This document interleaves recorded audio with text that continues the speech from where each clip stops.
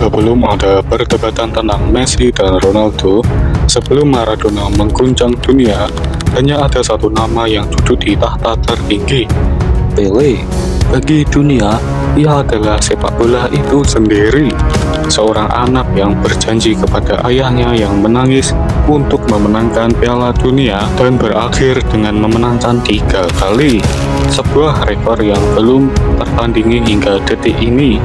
Ia bukan hanya pencetak gol, ia adalah duta perdamaian yang bisa menghentikan perang hanya dengan kehadirannya di lapangan.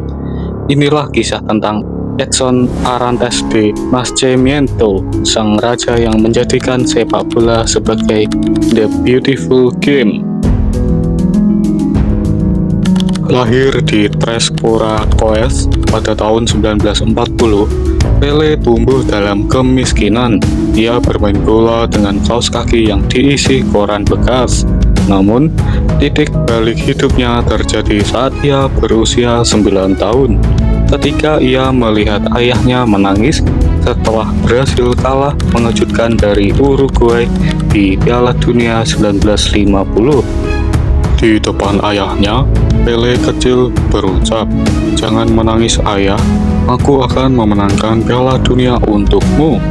Kata-kata itu bukan sekedar hiburan, melainkan sumpah yang akan mengubah sejarah olahraga selamanya. Hanya butuh 8 tahun bagi Pele untuk menepati janji itu. Di usia 17 tahun, ia berangkat ke Swedia untuk Piala Dunia 1958. Dunia terkejut melihat sosok bocah kurus melakukan teknik yang melampaui zamannya. Ia mencetak hat-trick di semifinal dan 2 gol di final. Pele tidak hanya membawa pulang trofi, ia memperkenalkan gaya jingga, perpaduan antara bela diri, capoeira, dan tarian samba ke panggung dunia. Sejak saat itu, Brasil bukan lagi sekedar negara, melainkan kiblat sepak bola. Berbeda dengan bintang modern, Pele menghabiskan sebagian besar karirnya di klub asalnya, Santos.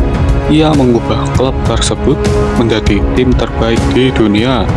Kehebatannya begitu legendaris hingga pada tahun 1969, ketika Santos berkunjung ke Nigeria yang sedang dilanda perang saudara.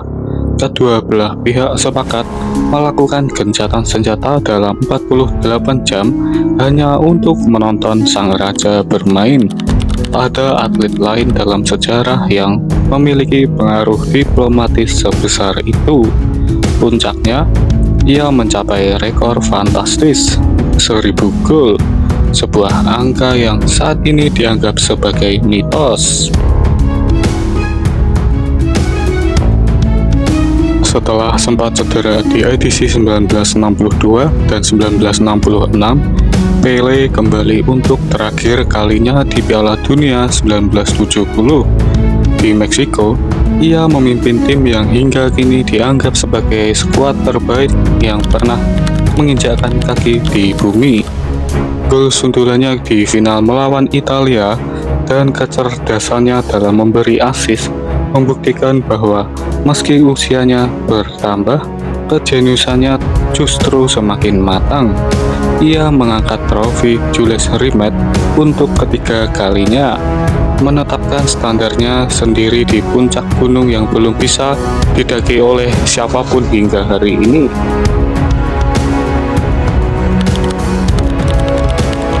Pele wafat di akhir tahun 2022, namun sang raja tidak pernah benar-benar pergi. Setiap gol indah, setiap dribble menawan, dan setiap mimpi anak kecil di lapangan berlumpur membawa jejak langkahnya. Ia adalah alasan mengapa nomor 10 menjadi nomor paling keramat di sepak bola. Terima kasih telah mengikuti bab kelima dari Legasi Sepak Bola. Kita telah membahas para dewa modern dan para raja sejarah. Siapa ikon selanjutnya yang harus kita bedah? Apakah si jenius Ronaldinho atau sang fenomena Ronaldo Nazario? Tulis di komentar. Jangan lupa subscribe. Saya Tentang Bola, long life the king.